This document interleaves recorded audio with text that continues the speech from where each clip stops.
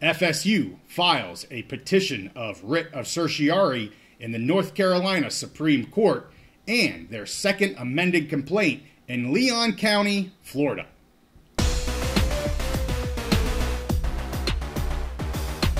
The ACC lawsuits are always in the news, so we're back on the big mountain to break it down for you. Great to have you back here on the mountain. I am JY. This is my good friend Steve. Steve, we're coming off a good discussion with David McKenzie. I know some of our FSU viewers are not McKenzie fans, but hey, we appreciate you guys for the most part being respectable in the comments. We fully understand that you aren't fans of some of his opinions, but we like your comments, but we like your respectful comments. And any good discussion that has multiple viewpoints, I think that's important, just to kind of keep the conversation going.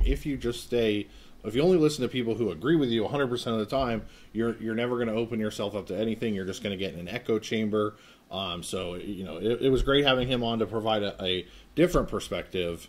And we appreciate our fans for being respectful, our viewers for being respectful, and not having any personal attacks if you don't agree with the opinion. So we're going to get into some FSU stuff. And we do have another special guest. We have him lined up, hopefully, for next week's drop, our friend Doug Rohan. So we're getting back to some people that are maybe a little more friendly to the Seminole crowd. So we're hopefully going to have an episode next week with Doug again. He was nice enough to say he would do another one with us, and we have a lot to talk about. So I'm anxious for that. But let's get into this episode. So the first thing I want to talk about is the second amended complaint that FSU has filed in Leon County. And then at the end, I want to get into that writ of certiorari, a petition of a writ of certiorari, which is really their appeal to the North Carolina Supreme Court. We'll get to that at the very end.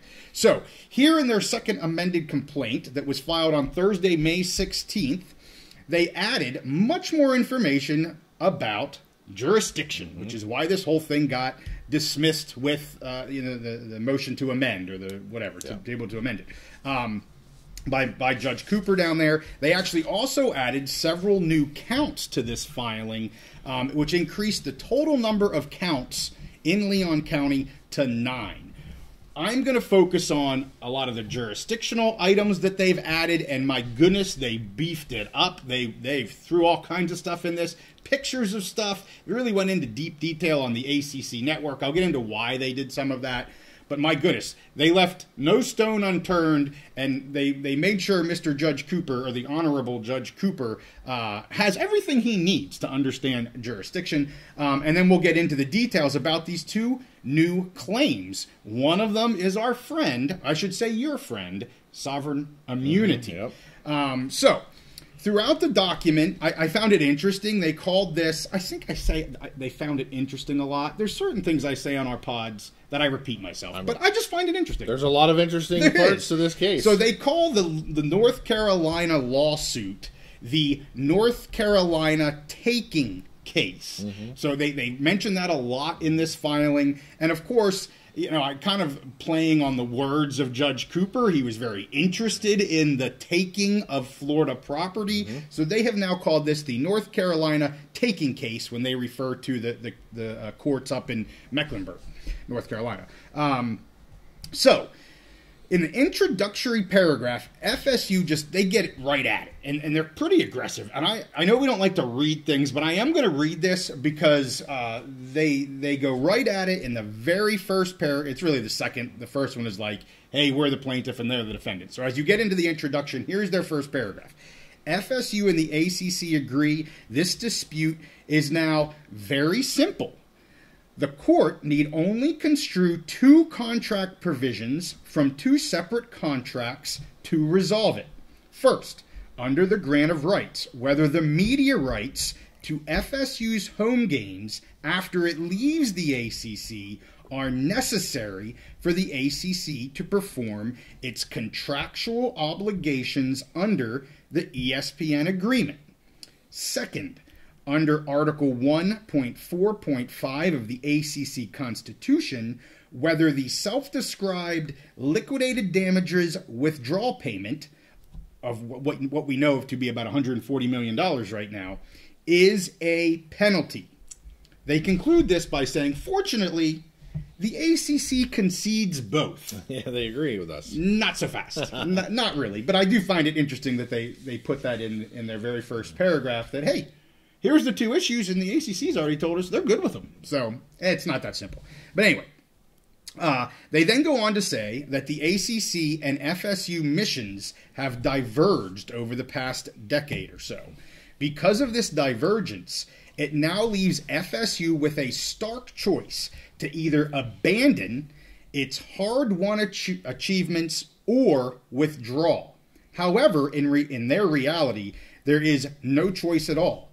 The ACC uses two contracts to deprive FSU of its choice, that being the Grant of Rights and the ACC Constitution.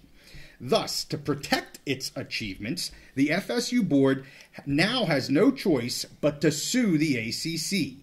They are doing it not for the money, but to simply construe a few terms, leave everyone intact to pursue their chosen missions, and cause the least harm along the way. Before I get into jurisdiction, I want to throw in a JY opine on here. And I actually left the part out. It says, FSU is not doing this for the money, in parentheses, as the ACC is doing. And then they go on to say, but simply to construe a few texts. I just want to say, I'm sorry, FSU fans, but you're doing this for the money. That's part of the reason you want out of the ACC, because you want to get to a conference that's going to give you more in a media right contract, at least in their mind. So it's not only for the money. I know that that's an oversimplification, but to say that they're not doing it for the money is a bit disingenuous. Of course, the money is a huge part of this. Do you have any thoughts on that? Money makes the world go round. It does. So anyway, let's get into jurisdiction. The reason this was brought back for an amendment, FSU states that this court being Leon County, has subject matter jurisdiction because the parties are on opposite sides of a controversy that is appropriate for judicial determination under the Florida statutes. FSU states that this court has personal jurisdiction over the ACC by virtue of the ACC's citizen or resident status. To the extent that the ACC denies this, it then is subject to personal jurisdiction by virtue of Florida's long-arm statute. And I know we talked about that way long ago. I know we've been deep into this dismissal and stay stuff, but I know we talked about the long-arm statute when we first saw some of these items from FSU. They had brought that up, some of these complaints, I should say. So the long-arm statute applies for several reasons. They get into the reasons. The ACC was operating, conducting, engaging in, or carrying on a business venture in Florida. The filing goes on to list all kinds of various ways the ACC has conducted business in Florida. I'm not going to get into it, but they lay all kinds of stuff out. Number two, the ACC has harmed FSU in innumerable ways by acts or omissions outside of Florida and by wrongfully filings in the North Carolina taking case. Also, that the ACC acts to restrain trade in Florida. We've talked about that before. Thirdly, the ACC continues to breach its contract being the ACC Constitution and the bylaws with FSU.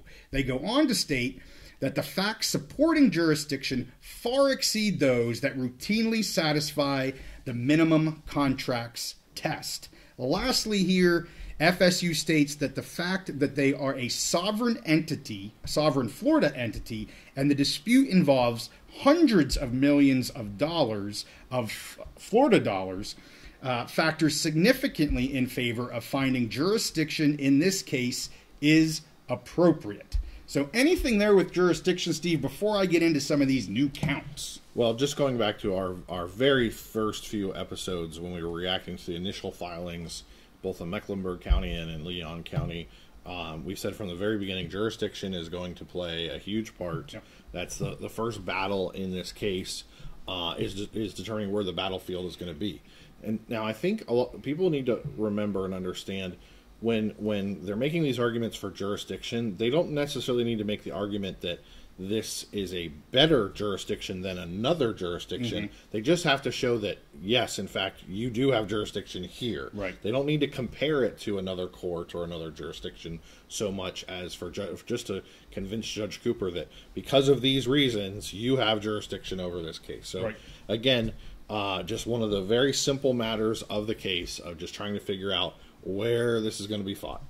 And this was a piece where, I mean, you could kind of tell that Judge Cooper knew his opinion on this in the hearing. However, the documents, what was made known and what was in the filing, it just didn't really support it enough to move it forward in terms of an appeal process. And then, oh, we got to go back and redo this. So he gave him kind of the redo on this to make sure they covered everything. I think they clearly have covered everything. It'll be more than enough to get by, the Honorable Judge Cooper here to move this process forward. And I'll add, their filing didn't have enough because I would say there was this time that had passed between the initial filing and then we had, court cases in 2 different states. Right. And so the arguments that they were making in court didn't necessarily even match to their original filing because so much had happened and so much had changed. Yeah. So, I mean, this is a huge benefit for them to be able to do this. I mean, it's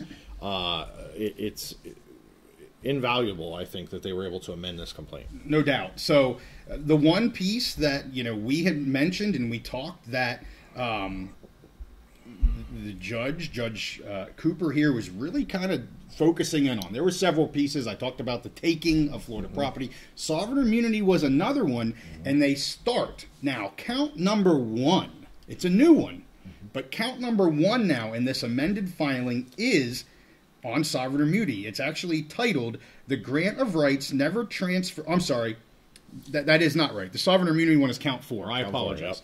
Count number 1 goes back to the grant of rights never transferred the media rights from FSU home games after FSU leaves.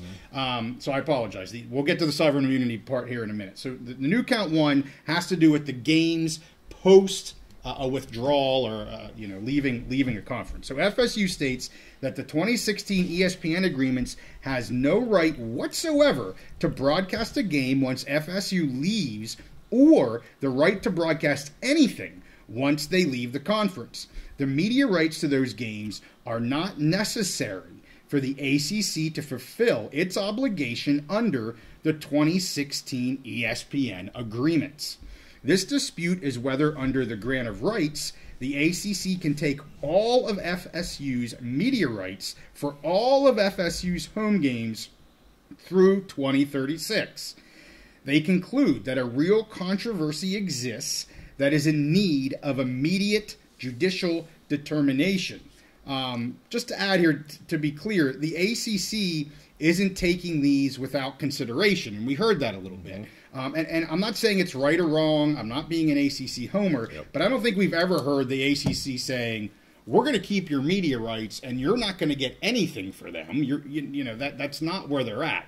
Yes, they want to keep the media rights for many reasons. I'm not going to get into that, but they want to keep the media rights, but they're also going to get paid for those media rights. So, for anyone to think that, well, the ACC is going to hold on to these, and it's I'll use this broadly, but a taking of Florida property with no further consideration for that, that's not really what's going on. Now, the issues that Florida State's raising is the consideration they're proposing to give us isn't the correct value of that property. And, of course, they have a whole bunch of other legal arguments, but just focusing on this one piece, that's part of what they're saying here. So what are you thinking here in terms of how they phrase these games after FSU or anyone were to leave the ACC? The phrasing makes a lot of sense, and I think was predictable based on, again, Judge Cooper's questions in those first couple hearings that we saw, where he asked a lot of pointed questions to both sides about, does this grant of rights just mean like past games that had happened in the past and that were previously broadcast? Is this, the rights to those games to be able to rebroadcast them like the Big Ten Network does and ACC Network, where they have historic games on there, and like we talked about with the PAC retaining those rights to the historic games. So he was asking, is that the case in this, or is it a definite certainty that you would own the future home games even after leaving? and he asked both sides questions. So I'm not surprised at all that they are, making this argument. And I think there is something there. There's something interesting, and I'm truly trying to figure out exactly where they're going with this as far as the not needing those rights to live up to their contract with ESPN. Right. It's really interesting. I'll be interested to see how they argue that in court, and if any further counts kind of build onto that more. Well, I wonder if it has to do with, and again, none of us have seen the daggone agreement, so we're making a lot of assumptions on rumors and things that have been put in the public, but we don't know if they're true or not. I'm assuming some of that has to do with the fact that they say that the ESPN agreement is tied to a certain number of schools. 15, yeah. 15 schools. Right. So my guess is they're saying, as long as you have now they didn't say this specifically in the filing, but as long as you have 15 or more schools, it's irrelevant who the schools are. Right. You're meeting that agreement. So if we have 18 schools and one leaves, this isn't harming your broadcast rights. So I'm guessing that's part of the way they're headed with this, and to me that makes sense. I also will say, I read that first the introductory paragraph, but I appreciate they hit the nail on the head. Like they do really need to know these two things. They want to know what's going on with the media rights when somebody leaves. Who owns those rights? That's the question. We have all this other fodder and we have all this other salaciousness that FSU's tried to just put out there. But, I appreciate that first paragraph because it's really the two biggest questions. Yeah. What happens to the media rights after we leave, and what's the daggone penalty? That's what they want to know. So let's, if we really want to get to a settlement or we really want to get out of the damn conference, forget with us all this other stuff. Stay focused on the two most important parts and let's figure this out. And that's what this count is doing. It's getting, and again, it's count one, which to me is one of the most important parts of how they get out of the conference. But let's go to the other new one that I preempted. Got a little too excited about our friend sovereign immunity. Yeah. So this is now count 4. The title here is the FSU Board's sovereign immunity for any claim made by the ACC in North Carolina. So, FSU claims that they are entitled to the same immunity as the state of Florida and that the FSU Board has not waived sovereign immunity. They cite the case from the Franchise Board versus Hyatt. We referred to that before as the Hyatt case, stating that the U.S. Constitution does not permit a state to be sued by a private party without its consent in the courts of a different state. A state may waive its sovereign immunity only where stated by the express language or by such overwhelming implications from the text as will leave no room for any other reasonable construction. So there's two pieces there. There's express, and I know that's your buddy, implied and express, and I'll get to you in a minute, but express, or there's such an overwhelming implication. The contract is such that it's clearly obvious that they've waived sovereign immunity. So there's two different pieces here to that. Lastly, Florida's sue and be sued in all courts, which again, we have talked about a lot. I know what my opinion was on that, but they bring it up. Yep. Florida's sue and be sued in all courts waiver allows suit only in Florida's own courts and does not include Florida federal courts. Also, this statutory statement does not constitute consent to suit in other states. Yep. So most of this wasn't in their first filing. Yep. Again, we heard a lot of this from our friend, the Honorable Judge Cooper, and so I almost feel like they're using some of what he said-ish and putting it in here for him. But it gets back to that whole express thing, and I'm gonna just let everybody know. I want to talk about this with Doug Rohan too, because we talked about this with him the first time. I know in reading this, we obviously follow him on X. He may be thinking about this slightly differently. We'll find out from Doug next week, so make sure you stay tuned. But I want to hear from Steve right now. What do you think here? Well, as you know, JY, I've thought sovereign immunity was going to rear its head and be a big issue in this case from the beginning. Now, you mentioned that, so if you want to boil the case down to simple matters, if you want to boil it down to a simple matter, it's really a matter of who owns those rights, and how much it's going to cost for them to get out. Well, we don't ever do. Does the state of Florida ever do anything simple? Like they like to do things, to get the most attention, whatever.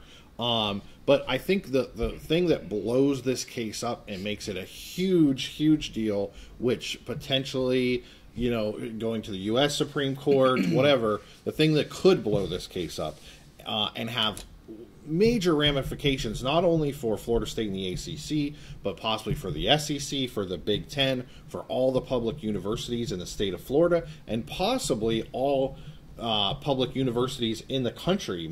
It could even reach that far. Yeah. Is this sovereign immunity piece? The first time we had Doug on, he was like, yeah, maybe, I don't know. He was still kind of looking at this, I think, as either in North Carolina, it's simple contract and copyright law. And in the state of Florida, Judge Cooper was making this kind of patent law. Right. But he didn't seem to put too much in that sovereign immunity bucket. Well, and I think he was making a distinction between statutory language and practical, or I'm not sure what that other word is. Right. But, when judges rule, what is that called? I don't know. I'm not a lawyer. Yeah. As we've said many times, we're not lawyers. But there's a statutory piece, and then there's the actual ruling types of pieces. And I think the statutorial is the express. Right. However, the ruling side of things, past practice or precedent. Yeah. Thank you. Has maybe led more a little bit towards the implied. But it sounds like maybe both could apply here, so I don't know. And I'm interested to see if he has further thoughts, because I've been following him on Twitter, and now that he's seen the new filing, he seems like he's putting a lot more weight into this sovereign immunity piece. Yeah. And I've looked into this a little bit, and Judge Cooper was really, like, he didn't even get asked. He just basically said, well, hey, it's my understanding that in the state of Florida, as far as I've known back to whenever, it has to be express the waiver of sovereign immunity, and it cannot be implied. So he basically gave them a take-home test. Yes. And allowed them to write their answers to what he's already stated as his opinion. And I've looked into this, so the all courts keeps rearing its head. And what I got to say on that is, what I have to say is, doesn't matter really like my interpretation of what all courts, or even your interpretation, or Doug Rohan, or Mr. McKenzie, or anyone.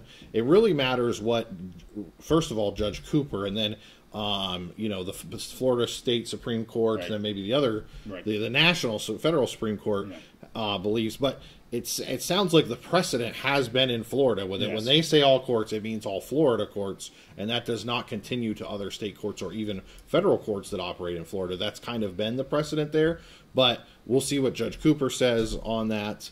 So anyways, I don't have a lot on sovereign immunity other than I'm really interested to see what Doug says. Yeah. And I think this could make a simple case a huge, massive, even more complicated case that has far-reaching implications. For sure. And the only thing, I think I know we mention sovereign immunity on every episode that we do. It just won't go away. No. And I will say, Steve, you have been on that from the beginning, that sovereign immunity is likely going to be an issue here, especially in the state of Florida. Yeah. And it clearly looks like it is. The other thing I just want to point out, based on our episode with David, was, I had brought up, or I think he had brought up, and I agreed with his opinion on this whole, who's ever going to want to, and I know you said this before, who's ever going to want to have a contract in the state of Florida if this goes through? Well, the reason to that, or the way around that, would be to have the express waiver, right? Yeah. So you have a contract, but you have to have your express waiver with the contract, and then you're good. Right. The issue here is there really wasn't. It's implied. Yeah. The ACC is certainly going to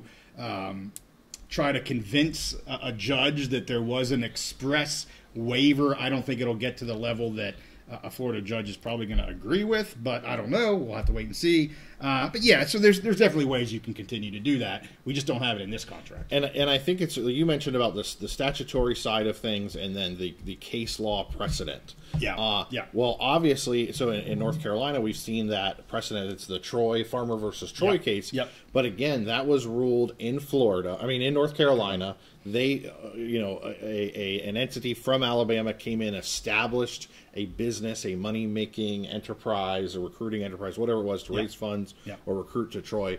And so you have North Carolina precedent, which may not mean anything in the state of Florida, for sure, because they can have totally different precedents. So sure. it's really, and so then that leads to, and we touched on this with David McKenzie. What happens if North Carolina decides one thing on sovereign immunity and the state of Florida decides something totally different on sovereign immunity? And I think it was smart for them to add that takings clause in there, because that is the avenue. And again, I want to ask Doug Rohan about this.